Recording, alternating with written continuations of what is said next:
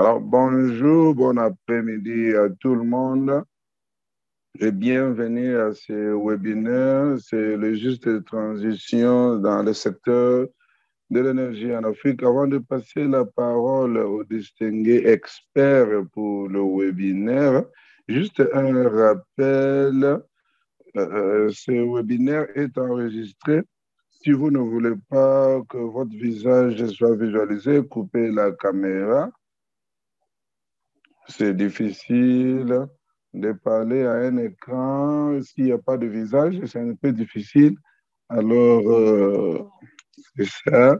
Alors, s'il vous plaît, faites-nous savoir dans le chat box de quoi, d'où vous nous rejoignez et quelle organisation vous représentez.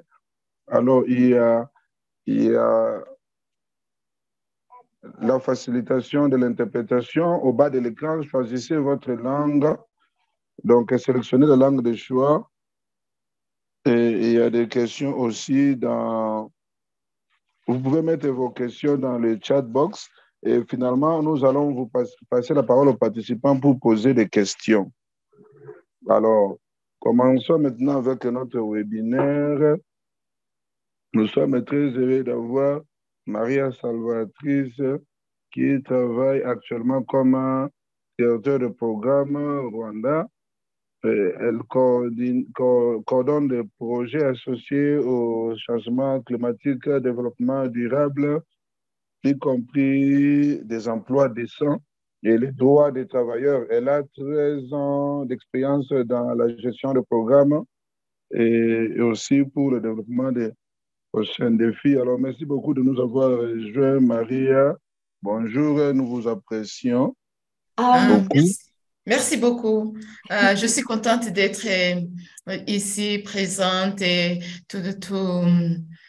pour discuter avec vous sur les problèmes de l'environnement, les problèmes du changement climatique, mais aussi pour les lier et les associer au travail, au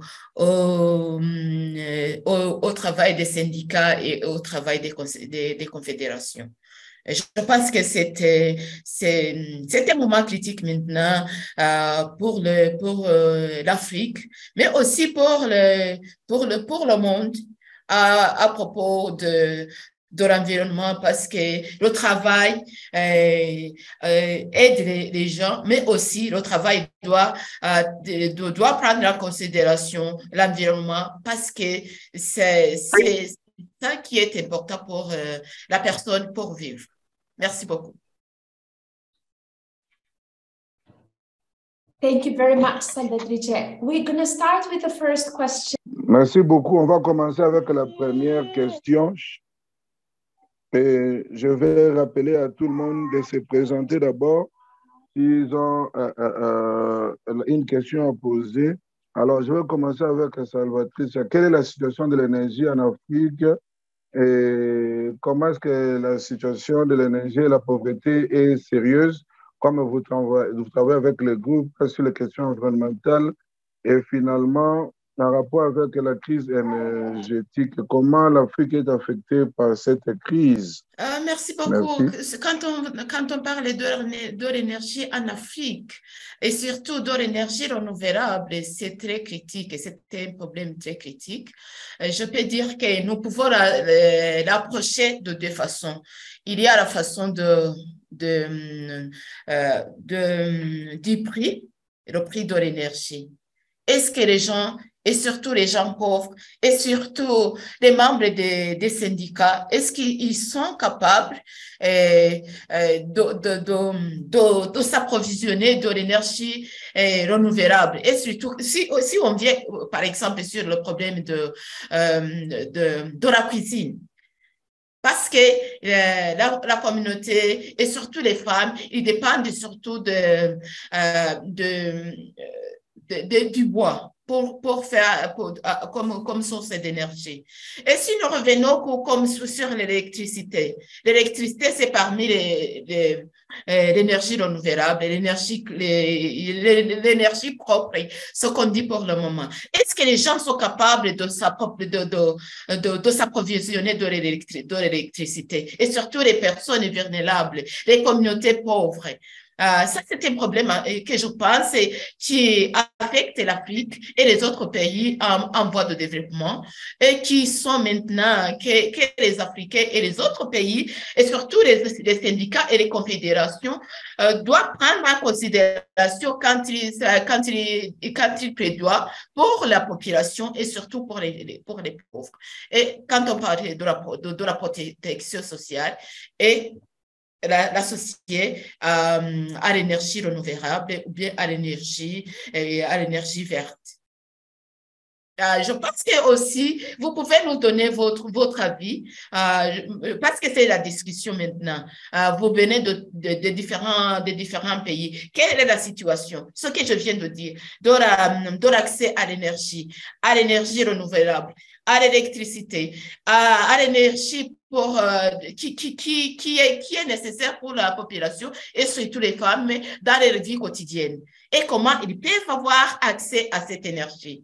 Et comment l'associer au changement climatique. Parce que si les gens en Afrique dépendent du bois, alors comment et maintenant, nous sommes en train de parler de la conservation des forêts. Et comment approcher ça? Et comment c'est assez possible pour les Africains, et surtout les femmes, et les autres pays, et les gens qui viennent des autres continents, et qui sont pauvres en parlant de l'énergie.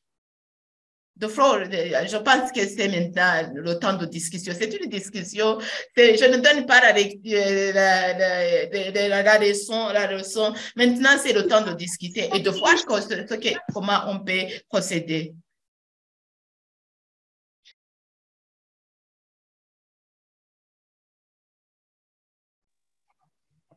Merci beaucoup pour cette contribution initiale.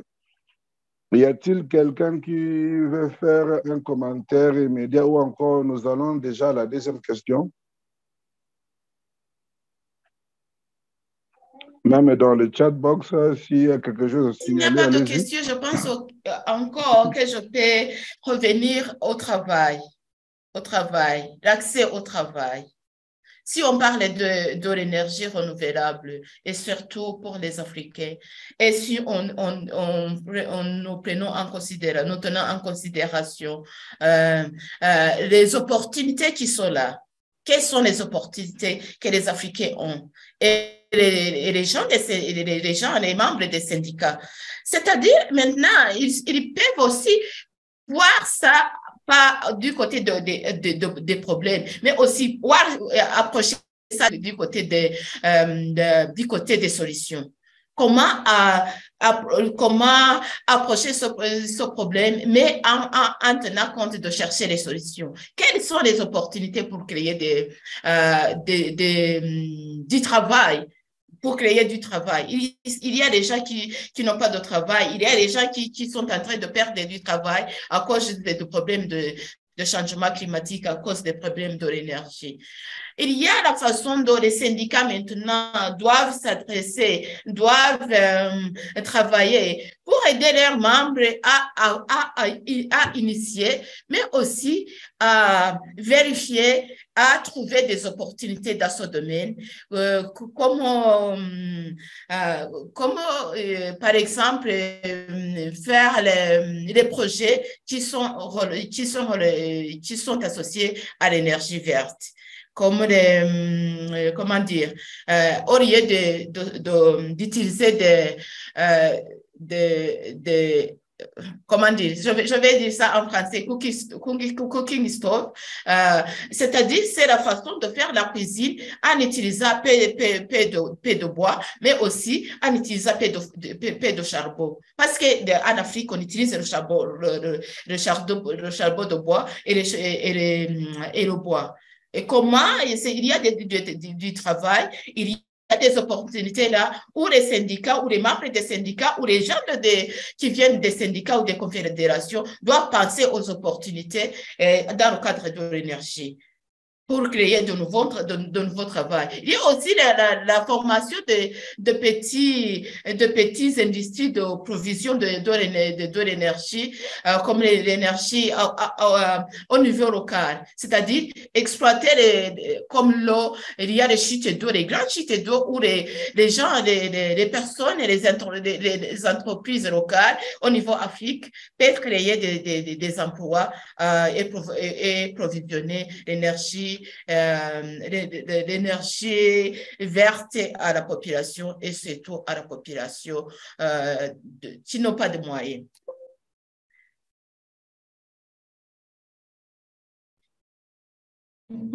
Thank you very much, Salvatrice. Merci beaucoup, Salvatricia.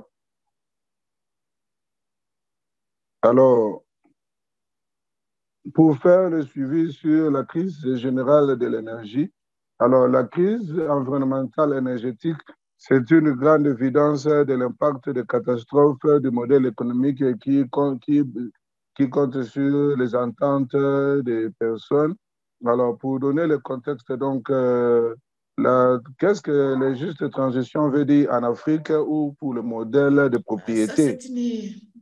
Je pense que c'est une question difficile pour l'Afrique parce qu'on n'est pas avancé dans l'industrie, si je peux dire dans l'industrie, parce que même pour le moment, le problème qui affecte l'Afrique, c'est l'accès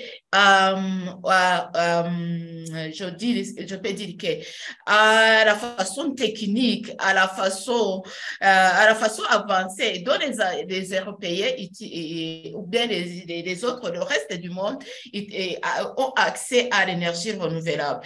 Et quand on revient à l'Afrique, l'Afrique a beaucoup de ressources naturelles. Il y a des ressources naturelles qui peuvent être exploitées au bénéfice de l'Afrique et des Africains. Mais si nous voyons l'économie maintenant, l'économie mondiale qui déploie, qui utilise il y a une personne qui... Si on voit maintenant le modèle de l'économie maintenant utilise l'exploitation des énergies naturelles. Et ça a été un problème et surtout, ça a augmenté le changement climatique et surtout en tenant compte de la sécheresse. Et si nous prenons l'exemple des pays de l'Afrique de l'Ouest, des pays de l'Afrique de l'Est, ils ont des problèmes de la sécheresse et la sécheresse a augmenté. Et maintenant, et ça, l'Afrique ne contrôle pas ça. Parce que c'est pas l'Afrique qui émet beaucoup de gaz. Et ces gaz qui causent les problèmes du changement climatique. Et si je reviens au problème de l'économie, l'Afrique maintenant, comme récemment, il y avait une réunion en Égypte. Et le premier problème qu'on a avancé, c'est comment les Africains peuvent être payés des dommages qui causés par les pays avancés et les pays qui exploitent le mode économique qui existe, dont les industries utilisent d'exploiter les ressources naturelles. Et maintenant, je pense que nous pouvons continuer et surtout les confédérations, les syndicats qui font le plaidoyer pour le reste de la population, pour le reste des peuples, qui ont dans leur responsabilité de faire le plaidoyer. Je pense que c'est le moment maintenant de l'Afrique de demander aux pays qui utilisent ce mode économique d'exploitation de réduire, mais aussi d'avoir accès, d'avoir la justice dans l'utilisation des ressources naturelles. Parce que ce ne sont pas les Africains qui exploitent beaucoup de ressources naturelles, mais ce sont des Africains qui sont en train d'avoir des effets négatifs de leur exploitation économique mondiale. C'est là où nous voyons les Africains de se relever, mais aussi de demander des dommages pour les causes des effets négatifs causés par l'exploitation économique mondiale. Je ne sais pas s'il y a une question ou bien s'il y a des ajouts. Je suis flexible. Vous pouvez, s'il vous plaît, ajouter vos commentaires, aussi donner vos avis. Qu'est-ce que vous attendez de ce problème que l'Afrique est en train de vivre, mais qui dépend la plupart donc, ça ne dépend pas des Africains, ça dépend surtout des pays et des grandes industries qui exploitent les ressources naturelles. Et aussi, nous devons savoir que les ressources naturelles qui sont exploitées, il y a aussi les ressources naturelles de l'Afrique. Il y a les mines. Si nous voyons le monde, le secteur du mine, les mines sont exploitées en Afrique. Et les mines, est-ce que les mines, de façon qu'ils sont exploitées en Afrique, ils bénéficient les Africains? Ça, c'est un problème que nous pouvons nous poser. Et quel doit être notre rôle à adresser ce problème? À adresser tout ce problème comme Africains, mais aussi comme les personnes ou bien les gens qui sont affectés. Et aussi, l'environnement de l'Afrique est exploité et est endommagé. Et comment faire face à ce problème? Je pense que c'est une action, ça demande une action collective des Africains, une action collective de plaidoyer et surtout de plaidoyer et des syndicats, mais aussi des confédérations, d'intégrer ce plaidoyer dans le travail qu'ils font. Parce que nous avons déjà en Afrique qui travaillent dans des mines. Nous avons et les conditions, nous pouvons dire que aussi, les conditions de travail n'est pas meilleures. Ça, c'est associé c'est-à-dire le social, ça ne marche pas bien parce qu'ils ne sont pas bien payés, mais aussi il y a beaucoup de conditions dans lesquelles ils travaillent qui ne bénéficient pas les travailleurs des mines, mais aussi il y a le côté environnemental. Et comment les syndicats et les confédérations doivent mettre ensemble le bienfait des gens qui travaillent, des travailleurs et des gens des syndicats, des membres des syndicats qui travaillent dans les mines. Mais aussi la question écologique, comment là où les mines sont exploitées ou bien les ressources naturelles sont exploitées, surtout par les industries mondiales, qui sont les grandes industries mondiales et qui ne se soucient même pas aux gens qui travaillent dans les mines ou bien qui ne se soucient pas au futur de l'Afrique. Je pense que c'est une question clé que nous, comme Africains, nous devons nous poser. Qu'est-ce que nous devons faire pour une transition juste?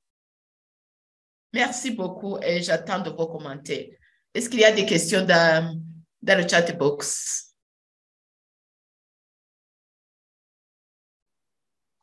Merci beaucoup, Salvatricia. Il y a 2 questions de Mira. L'une des questions, c'est par rapport à la situation en Europe. Je crois que vous allez aussi essayer de répondre sur la question de l'énergie nucléaire et la centrale nucléaire. Alors, qu'est-ce que peut être le rôle des syndicalistes? Donc, c'est à vous de prendre peut-être une question directe.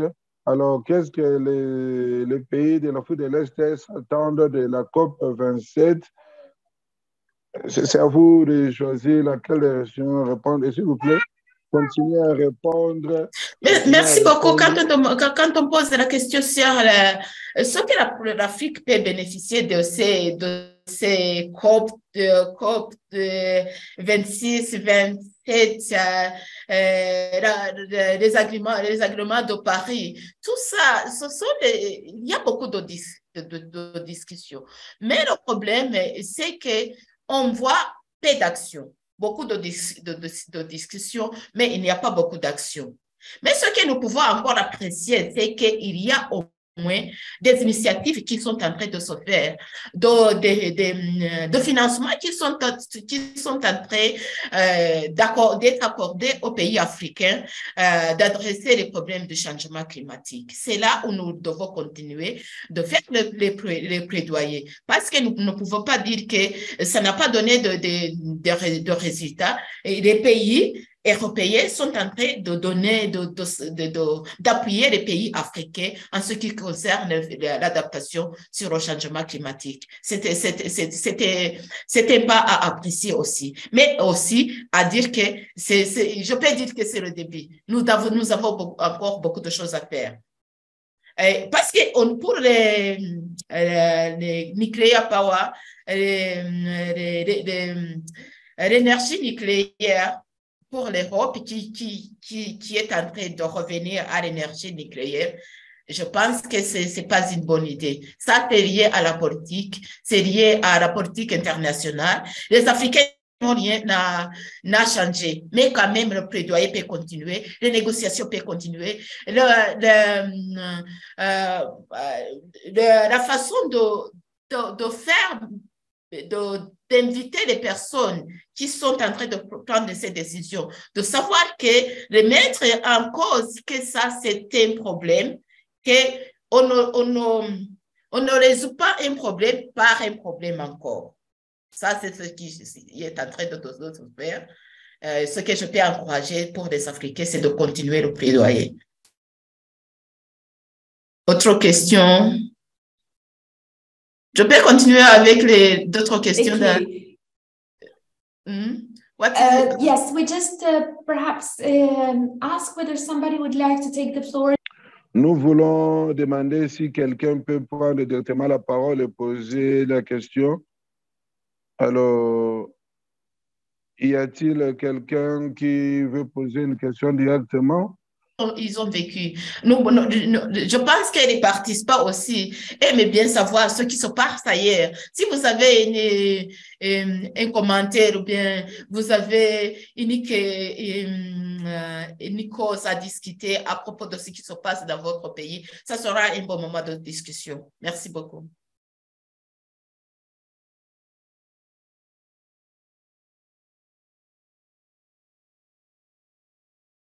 So, is there any hands? Y a-t-il une main levée? Y a-t-il quelqu'un qui veut prendre la parole? Sinon, on peut continuer avec peut-être une autre question. Salvatrice, vous avez mentionné dans votre discussion le rôle des syndicalistes. Si on peut avoir une discussion beaucoup plus focalisée là-dessus, alors quels sont les défis des syndicalistes s'il faut soulever des questions de l'énergie? Merci beaucoup. Je pense que le changement climatique et l'environnement, c'est un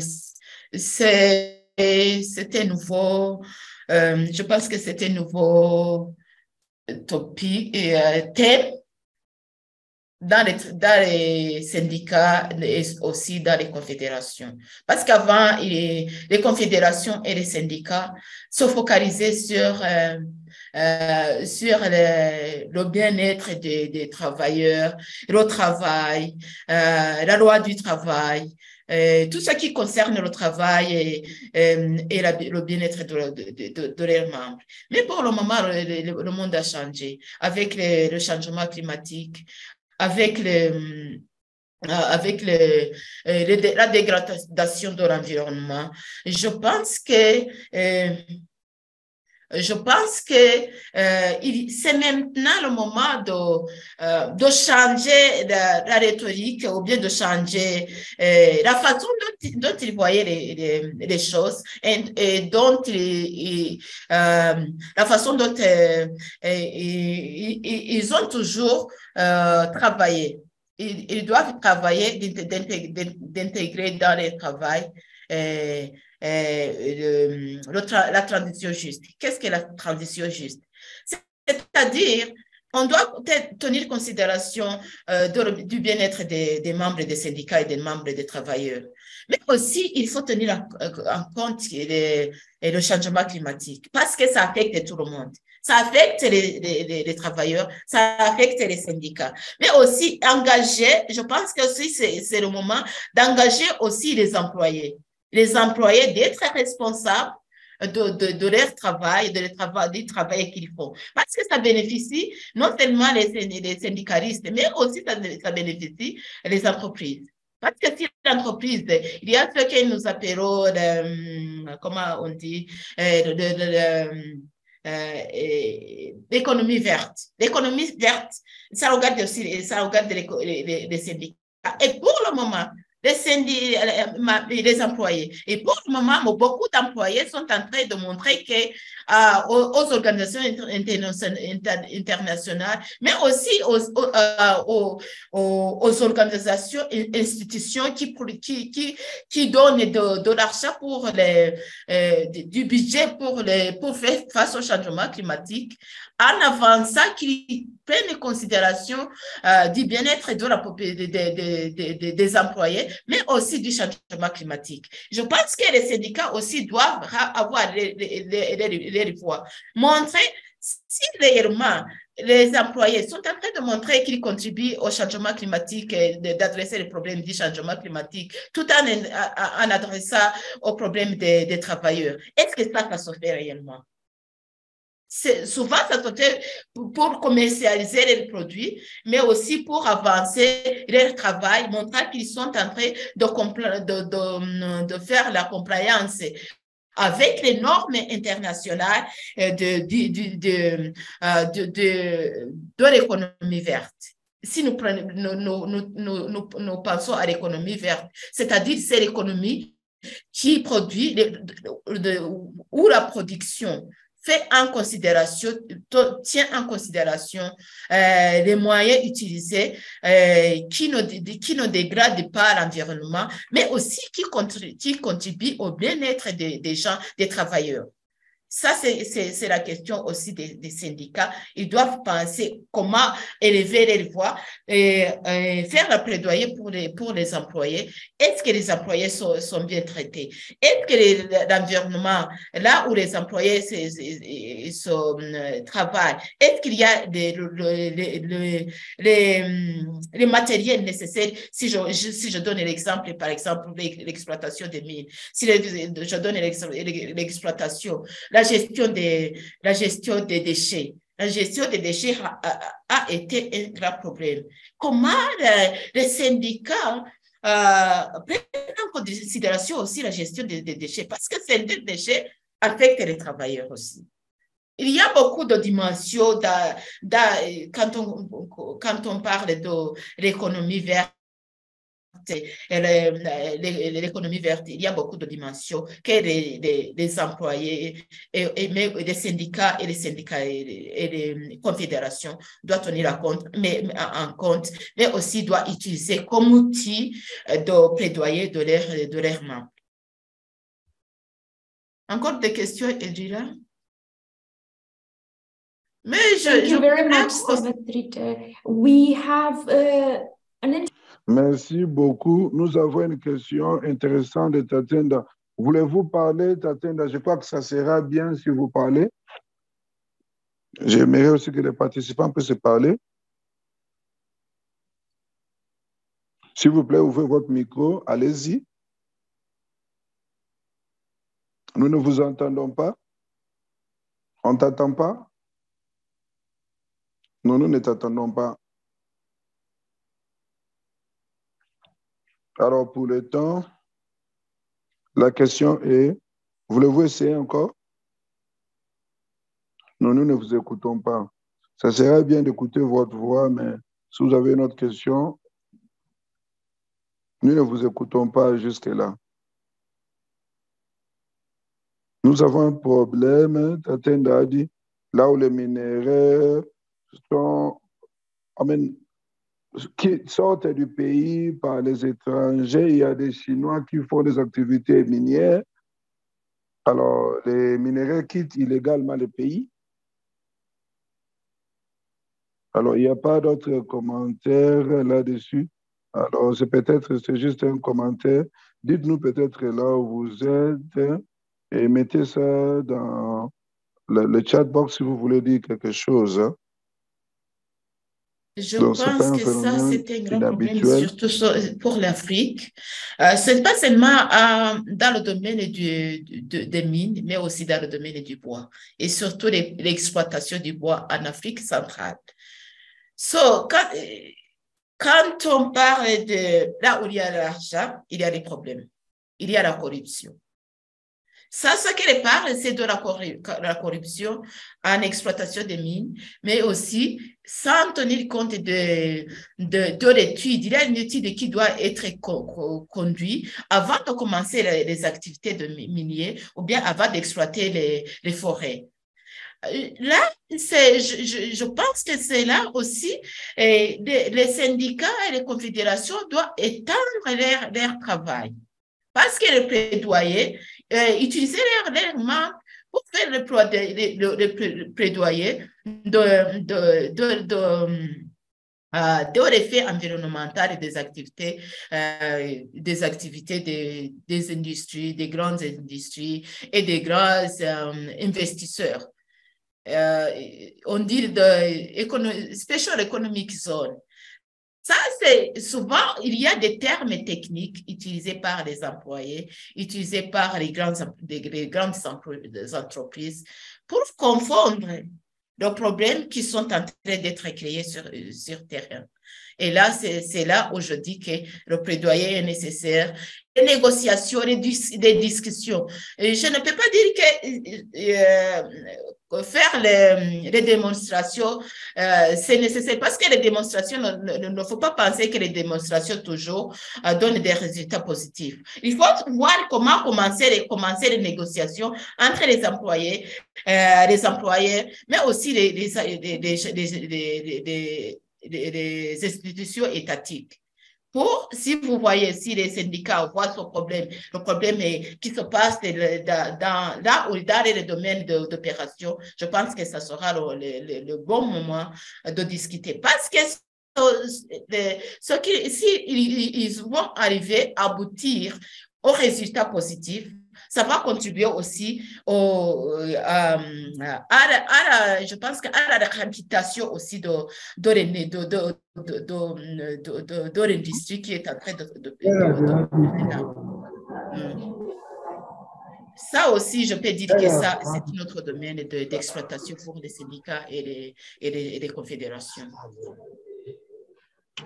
Ma somebody buy from give me now. Thank you very much, Salvatrice. So we just got the information from Tatenda that he is from Zimbabwe. I think you also... Nous avons eu l'information de Tatenda qu'elle est du Zimbabwe. Merci beaucoup. Nous avons deux questions, une de Azak et une autre. On va vous accorder la parole pour que vous puissiez poser votre question. Vous voulez poser la question? Je vois Razak. Razak. Il parle de...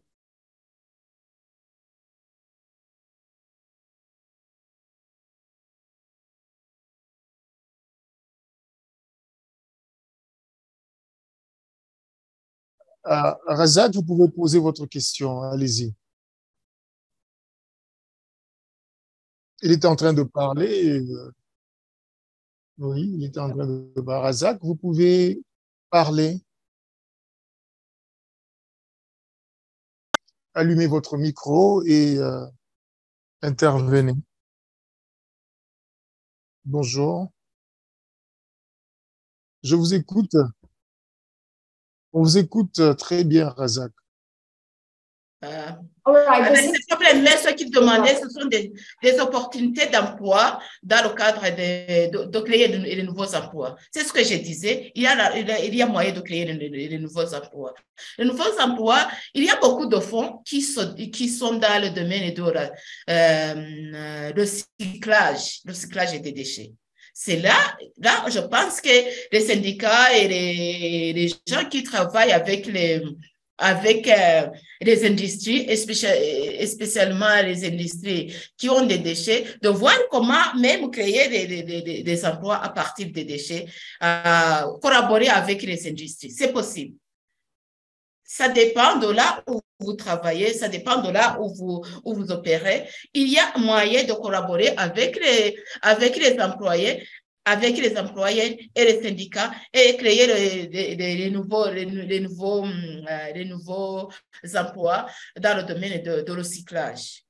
Il y a aussi, à part le recyclage, il y a aussi de revoir comment réutiliser certains matériels utilisés dans les différents domaines.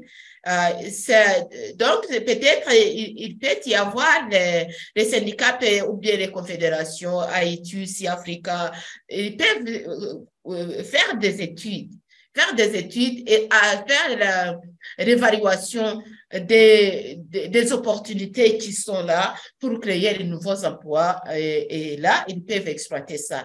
Et je pense que la fois passée, ils ont élaboré, les syndicats au niveau Afrique, ils ont élaboré une note pour la COP27, le COP27. Je pense qu'en élaborant son note pour le futur, ils peuvent faire les études et élaborer de là où ils peuvent focaliser pour de nouveaux emplois. C'est possible. Ce n'est pas des choses que nous pouvons discuter maintenant, mais pour la ZAC, je pense que ça là aussi, c'est un domaine que les syndicats peuvent exploiter. Est-ce qu'il y a une autre question? Yeah, thank you very much. Oui, bonjour. Thank you. Bonjour. Roger, would you like to put your question? Oui, bonjour. Bonjour, je t'entends bien. Oui, c'est M. Fomin Roger là. Ma question tout à l'heure se portait sur certains pays africains qui avaient une forte potentialité, n'est-ce pas, de développement de l'énergie verte. Mais ils sont confrontés, n'est-ce pas, par les gouvernements et qui sont lents dans cette mesure de transition. Les gouvernements ne veulent même pas, ils n'ont pas parfois pas la volonté politique, n'est-ce pas, de mettre cette transition sur pied. Alors, que peuvent faire les syndicats en ce moment-là pour essayer, n'est-ce pas, de faire fléchir la position du gouvernement à l'avantage, n'est-ce pas, que nous transformions, que nous passions à la transition de l'énergie, à l'énergie verte. Merci, Roger. Oui. Merci, Roger. Ça, c'est une question très, très importante pour les syndicats. Je pense que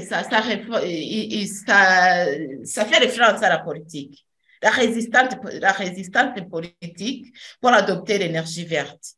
Il y a ce que nous pouvons revenir sur ce qu'on appelle en anglais NDCs. Il y a les engagements des États de contribuer à l'adaptation au changement, d'apporter des solutions au changement climatique. Je pense que les syndicats doivent partir de là. Si dans votre pays, vous avez ces résistances politiques, il faut savoir d'abord qu'est-ce que votre pays s'engage à faire dans le changement climatique. S'il n'a pas fait des engagements, c'est le moment maintenant de faire des plaidoyers, de savoir qu'est-ce que la politique internationale demande au pays de s'engager pour le changement climatique. Et en partant de là, vous pouvez élaborer des politiques de plaidoyer, des politiques, comment on appelle policy brief, je ne sais pas comment on appelle ça en français, mais vous pouvez élaborer des policy briefs de plaidoyer à base d'une évaluation, je peux dire scientifique, élaborée techniquement et professionnellement. Et vous faites des plaidoyers et vous devez d'abord montrer quelle est votre contribution à votre gouvernement. Parce que et souvent, pourquoi les politiques sont résistants? Souvent, ils voient les syndicats comme les ennemis. Il faut créer cette collaboration. Montrer que vous êtes en train de contribuer au développement du pays, surtout en ce qui concerne le changement climatique. Je pense que c'est de là que les négociations doivent partir. Sinon, si les syndicats commencent à dire vous ne faites pas cela, ceci, cela, ça ne peut pas porter de fruits. Partez des négociations, mais des négociations basées sur les évidences scientifiques ou bien les évidences des études faites et aussi des conventions internationales sur le changement climatique et la responsabilité des pays. Ça, je pense que ça peut marcher. C'est un processus et vous devez accepter des défis au cours du processus. Merci, Roger. Je ne sais pas si j'ai répondu à ta question. Oui, merci, c'est bien répondu. Merci. Merci aussi. Thank you very much, Roger, for that question, and Salvatrice for the interesting conversation. Merci beaucoup, Roger, pour cette question, et merci aussi Salvatrice pour la réponse. Y a-t-il une autre personne avec une question? Nous avons encore 20 minutes. Pendant que nous attendons d'autres questions, Salvatrice, si vous avez autre chose à nous dire sur les communautés vulnérables dans cette transition.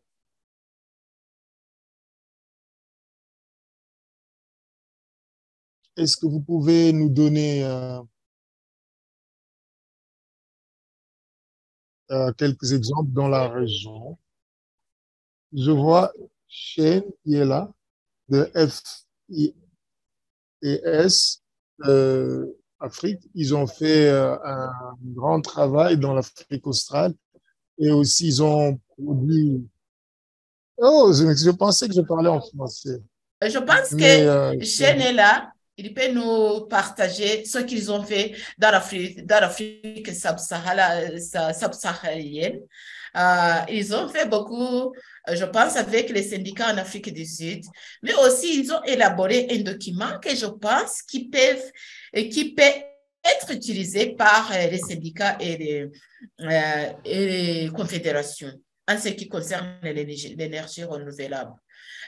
Les alliances, je pense que, je ne sais pas s'il y a beaucoup d'alliances, mais pour le moment, il y a des discussions qui sont en train de faire. Comment les syndicats peuvent travailler avec les environnementalistes, mais aussi avec les investisseurs pour travailler ensemble sur l'énergie verte.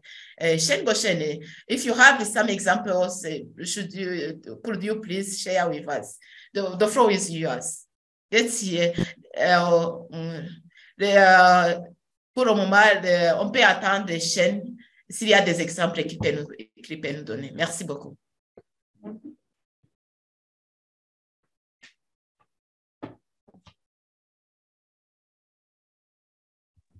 My dear colleague, Marie. Ma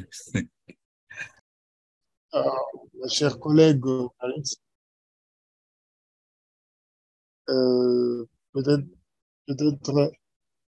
les syndicats dans le monde francophone peuvent apprendre de ce que nous avons fait. Je suis Shane, je travaille avec les syndicats FES ici en Afrique du Sud. Nous sommes dans un réseau appelé SAEN, qui est un réseau sud-africain de l'énergie, qui travaille avec les industries de pétrole.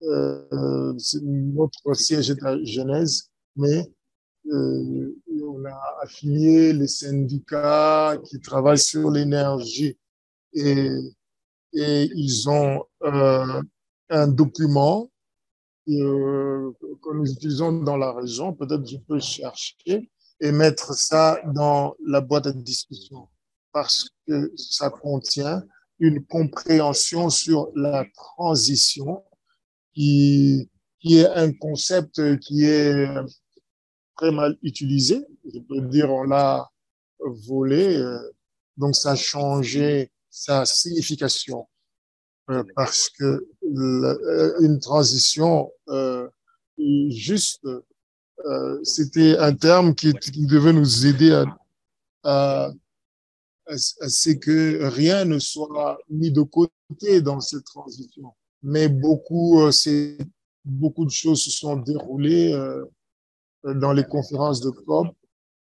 Je peux vous dire que les syndicats ont beaucoup contribué dans la COP qui vient de se passer à cause des investigations, des recherches en matière de la transition énergétique dans la région. Et donc, je vais peut-être chercher dans les quelques minutes qui nous restent pour publier ça dans la boîte de discussion. Mais nous sommes un réseau fort en matière d'énergie et nous travaillons avec d'autres institutions et le FES pour avoir des ressources en matière de la justice sociale. Merci. Merci beaucoup, Michel. Y a-t-il autre chose que vous voulez ajouter, Patricia? Thank you, Chen. I think they have really a good paper which you can. Ils ont produit un document qui est très important pour les trade unions, les syndicats, mais aussi les confédérations. Pas seulement pour l'Afrique, pour moi, parce que je l'ai traduit en Kinyarwanda pour les syndicats rwandais. J'ai traduit le document en Kinyarwanda. J'ai vu que ça peut aider les syndicats et surtout pour avoir une idée de ce qui se passe là. Parce que le premier pas que je pense, c'est les syndicats, les travailleurs et les confédérations c'est de comprendre le contexte. Le contexte de l'énergie verte et le contexte du changement climatique. Parce que vous ne pouvez pas aller faire le plaidoyer si vous ne comprenez pas ce qui se discute là. Il faut d'abord préparer les documents pour aider vos confédérations, pour aider vos membres à comprendre et à savoir quel est réellement le problème. Et maintenant, quand vous savez le problème, vous associez aux experts qui sont là. Il y a dans tout le continent, il y a les environnementalistes, il y a les activistes du changement climatique, il y a les jeunes qui sont en train de se demander quel sera leur futur, quelle sera la future de l'Afrique en ce qui concerne l'exploitation des ressources naturelles de l'Afrique. Je pense que là, c'est une opportunité et aussi, c'est quelque chose que vous devez travailler avec les jeunes. Il faut, parce que souvent, quand on parle des syndicats et des confédérations, souvent, on se réfère aux gens qui sont âgés. Ce sont ces gens qui ont du travail. Ce sont ces gens, parce que ces choses, ça concerne les travailleurs. Ça ne nous concerne pas. Maintenant, c'est pas seulement les travailleurs. C'est même les gens qui sont affectés par le chômage, qui sont en train de voir comment avoir accès aux emplois dans l'économie verte. Alors, je pense que c'est maintenant le moment des syndicats d'ouvrir des horizons, de ce qu'ils ont fait depuis longtemps et de savoir d'adopter les nouvelles opportunités et les nouveaux problèmes, changer les nouveaux problèmes en opportunités pour eux. Le changement climatique, c'est un problème, mais aussi une opportunité d'étendre les horizons du travail des syndicats. C'est aussi d'ouvrir les horizons, de créer de nouveaux emplois, mais aussi de diriger leurs membres. S'ils ont perdu de l'emploi, est-ce qu'il y a moyen de trouver un emploi dans l'économie verte? D'ouvrir les horizons, de créer de nouveaux syndicats avec les organisations qui considèrent l'énergie verte et qui sont avancées, qui sont en train de progresser dans l'énergie verte. Il y a beaucoup d'opportunités, il y a beaucoup d'or, il y a beaucoup de portes qui sont ouvertes et qui attend des syndicats et des membres des syndicats, mais aussi des confédérations. Parce que les confédérations qui sont là, qui sont fortes, utilisez votre pouvoir et aidez les membres que vous représentez, utilisez-les pour faire le plaidoyer, mais aussi en se basant sur les besoins au niveau local. Thank you. Est-ce qu'il y a un autre problème? Thank you for that. Yes, so do we have any other question? Y a-t-il d'autres questions?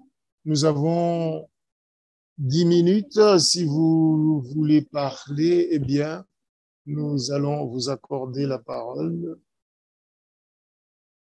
Nous avons un expert africain. Alors, pendant que nous attendons cela, Salvatrucha, vous étiez très engagé au Rwanda. Et est-ce que vous pouvez nous parler des tensions qui existent entre la classe ouvrière et les entreprises? Est-ce que vous pouvez nous parler un peu de ce qui se passe sur le champ en matière de coalition? J'ai travaillé dans le domaine de l'environnement et maintenant je combine, je travaille aussi dans les mouvements des syndicats. Nous avons encore, comme je vous ai dit souvent, je mélange les langues, je ne me rends pas compte que je suis en train de parler anglais et je suis en train de parler anglais en pensant que je parle français. Je dis qu'au niveau du Rwanda, nous ne sommes pas avancés encore, nous n'avons pas avancé. Bien que le Rwanda s'est positionné parmi les pays qui sont en train de mettre en œuvre les recommandations internationales et surtout les responsabilités en tant que pays en ce qui concerne le changement climatique, en adoptant les stratégies vertes. Nous avons converti certains endroits en places vertes, mais aussi qui produit, qui contribue à l'économie, ce que nous avons appelé l'écotourisme. L'écotourisme, il y a la façon dont on transforme une place publique et on peut l'utiliser pour générer des revenus. Les gens peuvent visiter, les gens peuvent aller pour relaxer. Mais en ce qui concerne les alliances, c'est maintenant que nous sommes en train comme FIS, ATFIS, c'est maintenant que nous sommes en train d'exploiter là comment on peut former les alliances. Les alliances entre les syndicats, mais aussi les confédérations, de venir ensemble pour en ce qui concerne le travail vert. Nous aussi, c'est le début. On n'a pas encore avancé. C'est-à-dire dans le domaine des syndicats et du travail et des syndicats, on n'a pas encore avancé. Mais dans le domaine de l'environnement, on a beaucoup avancé. C'est-à-dire maintenant, nous allons voir comment marier les deux. J'ai vu les gens de l'Asie. There is a question from Rachidou Rahman, if I remember. Il y a une question, une autre question. Si vous pouvez peut-être donner votre conclusion, comme nous sommes arrivés à la fin de votre partie. Rachidou Daïma. Quelles sont les grandes causes? Comme je l'ai dit au début, il demande quels sont les obstacles que nous avons dans la transition de l'énergie verte en Afrique. La transition de l'énergie verte en Afrique, a beaucoup d'obstacles. Et surtout, en ce qui concerne la technologie. L'Afrique n'a pas de technologie adaptée comme les pays développés pour avancer l'énergie verte. L'Afrique maintenant dépend du bois, de la consommation du bois, et surtout au niveau local. Et surtout, ce sont des femmes qui sont affectées. Ce sont des femmes qui font de la cuisine, et ce sont des femmes qui cherchent du bois. Quand on parle du bois, je pense dans beaucoup de pays d'Afrique, ce sont des femmes qui sont chargées de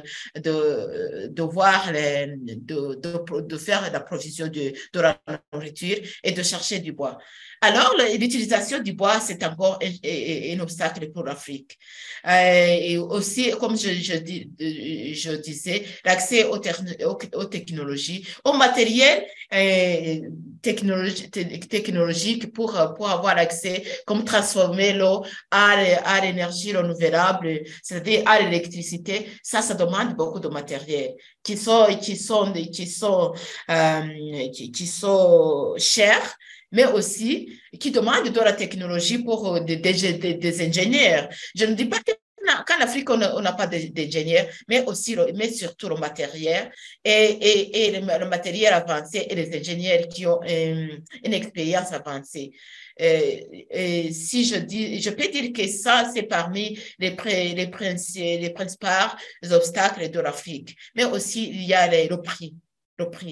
Et si nous disons aux communautés locales pour faire la transition à l'énergie verte, c'est-à-dire au prix, beaucoup de communautés africaines n'ont pas capables d'avoir accès à l'énergie renouvelable parce qu'ils ne sont pas capables de payer cette énergie renouvelable. Tout ça, c'est-à-dire, si on dit les syndicats et les opportunités, c'est-à-dire, il y a beaucoup d'argent là dans le changement climatique. Comment avoir accès à cet argent? Avoir accès, c'est-à-dire, ça demande aux Africains d'être innovés et d'avoir des innovations, de penser et voir au-delà des problèmes, voir des solutions et surtout de créer de nouveaux projets qui peuvent être présentés aux réunions de changement climatique et surtout qui sont reliés à l'énergie renouvelable. C'est ça que je peux dire. Nous avons encore beaucoup d'obstacles en Afrique, mais aussi nous avons des opportunités. Utilisons les problèmes que nous avons pour créer de nouvelles opportunités. C'est là mon message. Utilisez les problèmes que vous avez. Il ne faut pas toujours regarder là, le gouvernement n'a pas fait ceci, le gouvernement n'a pas fait ceci. Qu'est-ce que nous pouvons faire à notre niveau, comme syndicat, comme syndicaliste, comme confédération, pour utiliser les problèmes que nous avons pour créer de nouveaux emplois. Merci beaucoup. Je ne sais pas s'il y a un autre commentaire que vous voulez ajouter. On a encore 2 ou 3 minutes. C'est là mon message, mon dernier message, d'utiliser les problèmes que nous avons pour créer des solutions pour notre population. Merci beaucoup. Et merci pour tous les gens qui ont participé à cette discussion. Je pense que c'est le début.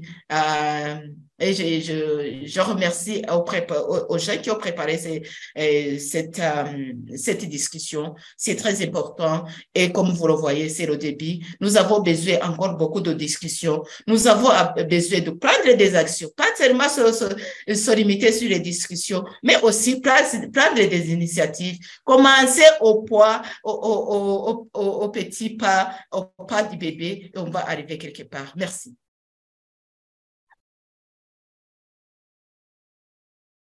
Thank you so much, Salvatrice. Really, thanks for your... Merci beaucoup, Salvatrice, de nous avoir fait pénétrer dans cette conversation en Afrique.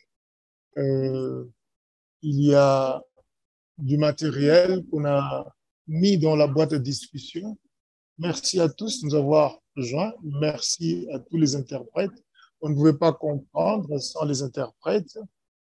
Merci, continuez à étudier en ligne et vous allez trouver beaucoup de conversations et pour discuter des stratégies et aussi les expériences en matière de l'énergie verte. Merci.